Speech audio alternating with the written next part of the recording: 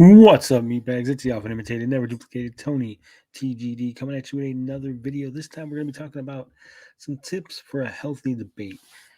Um, Now, some of these things are going to seem elementary. You're going to be like, wow, this is not information that I didn't realize myself. This is not something that I couldn't have figured out on my own. But a lot of times people don't. I mean, it seems so simple what I'm about to say. It seems like you should know just off the jump to do these things, but a lot of people don't.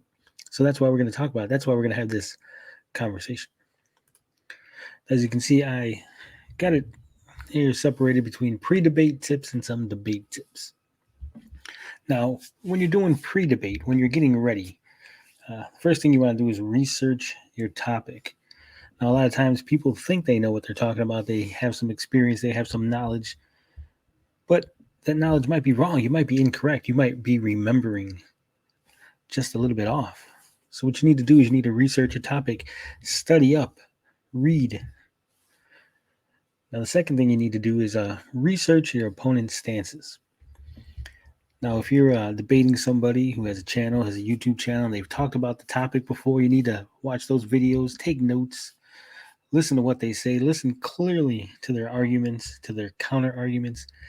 Know what they're going to say before they say it during your debate. That will help you immensely because you'll be ready for whatever tricks they pull, whatever little plan they have. You'll be ready for it because you've studied what they're going to say. You know what they know. Now, the third thing you want to do is research other stances. Now, if there's anyone else who has talked about this topic, debated this topic, see what they say. Maybe they've thought of things that you haven't. They've thought of things your opponent hasn't thought of. You got to make sure that you're covering all your bases, that you're really knowledgeable on this topic. You have to be 100% on top of it because if you don't, you will inevitably look like an idiot. Number four, it's very important here. You need to attack your own stance. You need to take the other side of the argument. You need to look at your argument and say, if I was debating this on the other side, what would I say? What would I do to come at this argument? This will once again prepare you for what they might say. Remember, um, they're not necessarily going to repeat all the things they repeated before because you might be coming with new takes, a new stance, a new verbiage. So you have to anticipate what they might say to this new information that you're going to provide. So you want to attack your own stance. You want to get yourself all ready so you know, once again, exactly what they might say and how to counter it should it happen. Now, in the little brackets here, it says take notes all along because that is very important. You want to take notes when you're researching the topic. Make sure you got all the little points all set up. Everything's right, legible so you can read it. Uh, you know, so when you're researching everything, and that's really basically what you want to do pre-debate is research, research, research, take notes, write it down, keep it handy. So when you're going into the debate, you're all set, you're all ready to go. Now it's debate time. What do? You're in the debate, you got somebody on the other side of you, they're talking. So here's some tips. First thing you want to do is remain calm at all times. Remain calm. It doesn't matter if they insult you, if they talk about your mother, if they call you names, an ist, a bigot, or something else. Remain calm. Don't respond to it. You see, some people might think that being loud and angry and yelling means you won. You won. You shouted them out. But like I said in my last video, your audience is always going to agree with you. Their audience is generally always going to agree with them. Now, what you're going to do is you're going to turn off the people watching from the sidelines. They're going to see you as some weird, angry person just yelling and screaming at the top of your lungs, and they're going to be turned off. And even if what you're saying is correct, even if you're saying all the right things, if you're saying it in an aggressive, loud, and irritating manner, they don't want to hear it. And you're going to ultimately lose the debate as far as public opinion is concerned. Now, the second thing you want to do is speak clear and confidently.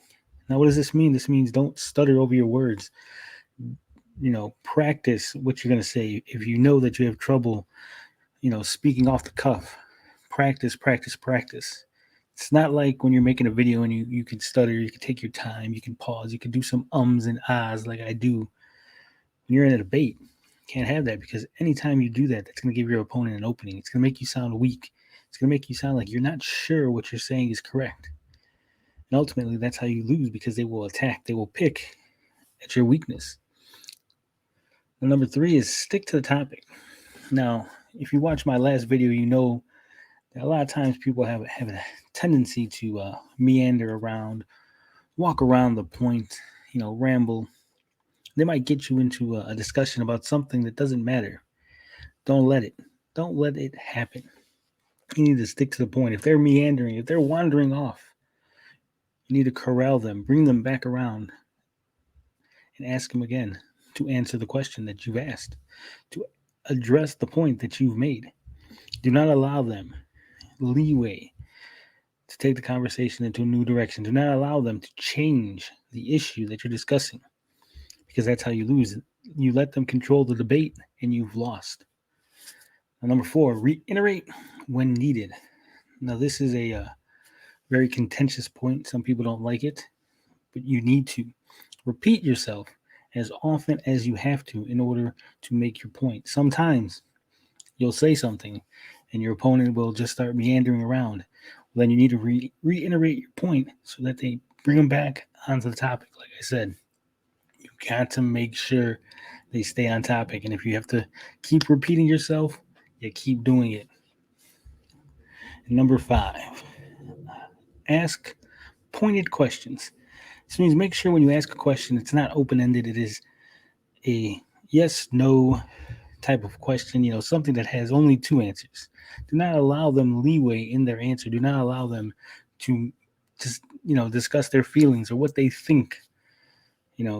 That'll give them, once again, ammunition and give them the ability to control the discussion. You do not want that.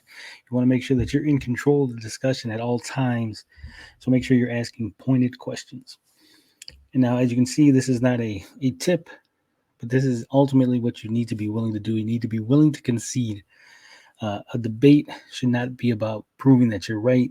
Should not be about winning at all costs. A debate, a discussion should be about bringing facts to light. Should be about having an open and healthy dialogue between you and another individual. I mean, that's why I didn't even title this, tips to winning a debate, tips to beating your opponent, tips to make sure you don't lose. No, because that's not what we want. Because, it's real easy not to lose. You could just say you won. No problem. There you go. There's your tip.